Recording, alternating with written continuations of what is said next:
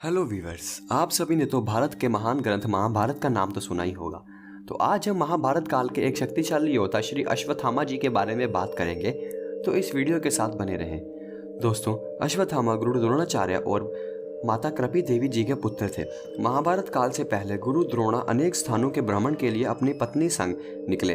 जब वह हिमालय में ऋषिकेश नामक स्थान पर पहुंचे, वहां तमसा नदी के किनारे उन्होंने एक दिव्य गुफा में तपेश्वर नामक स्वयंभू शिवलिंग देखी और वहां गुरु द्रोणा और माता कृपी जी ने शिव की तपस्या करने लगे।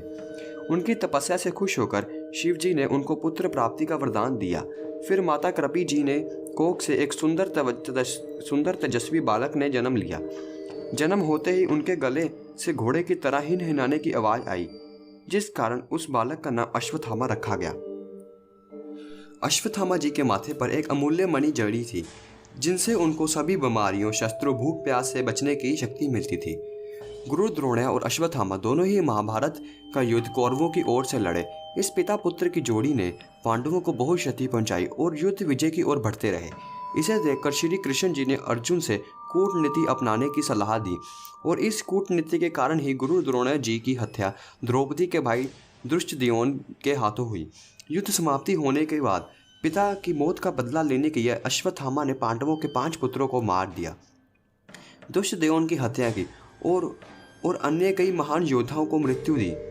इस बात से श्री कृष्ण जी को बहुत गुस्सा आया और उन्होंने अश्वत्थामा को श्राप देते हुए उनकी अमूल्य मणि निकाल ली और उन्हें ऐसे ही तड़पते रहने के लिए छोड़ दिया। अश्वत्थामा जी तो अमर थे, इसलिए आज भी हमें कुछ ऐसे सबूत मिलते हैं जिससे यह पता चलता है कि अश्वत्थामा आज भी जिंदा है और अपना इलाज करवाने के लिए इधर उधर भटक रहे हैं।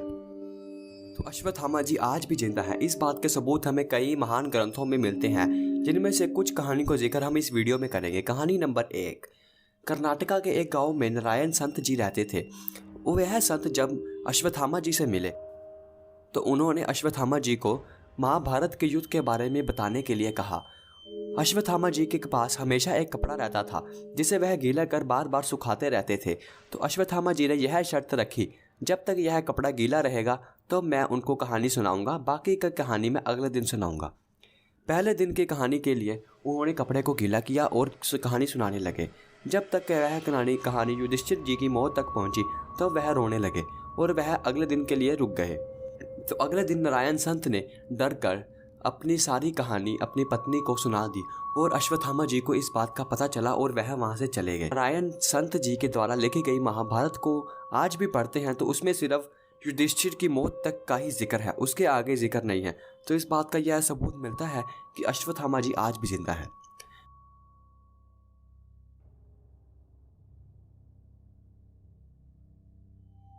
मध्य प्रदेश के गांव में एक डॉक्टर रहते थे।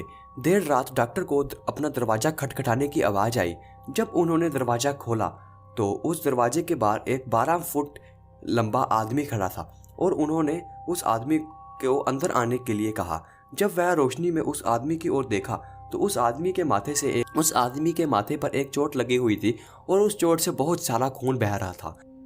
उस डॉक्टर ने उस आदमी को कुर्सी पर बैठने के लिए कहा और उन्हें मरहम पट्टी करने लगे। मरहम पट्टी करने के बाद भी उस व्यक्ति का खून बहना बंद नहीं हो रहा था। डॉक्टर ने उन्हें मजाक से कहा, अरे भाई, तुम्हारी ये कैसी चोट है, इसका खून बहना तो बंद ही नहीं हो रहा, अगर कहीं तुम अश्वत्थामा तो नहीं हो। यह डॉक्टर ने बात मजाक में की। थोड़ी देर बाद डॉक्टर दूसरी पट्टी लेने चले गए और उतनी देर में अश्वत्थामा, जो कि वह व्यक्ति के भेष में आए थे, वो गायब हो गए। तो डॉक्टर उन्हें ढूंढने लगे पर वह कहीं नहीं मिले। तो चौंकाने की बात यह थी कि डॉक्टर के घर के दरवाजे की कंडी अंदर से बंद थी, जिससे यह पता चलता है कि वह अश्वत्थामा ही थे। तो दोस्तों, आज की वीडियो में मैं आपको 2 ही सबूत दे पाऊंगा। अगर आप ऐसी वीडियो ज़्यादा चाहते हैं तो हमारे इस चैनल को सब्सक्राइब करें और हाँ, कमेंट बॉक्स में बताएं कि आपको किस टाइप से वीडियो चाहिए है। अगर आपको ये वीडियो पसंद आया हो तो लाइक करना ना भूलें और चैनल को सब्सक्राइब कर लें और बेल आइकन को प्रेस करें नोटिफिकेशन पाने के लिए। जय हिंद।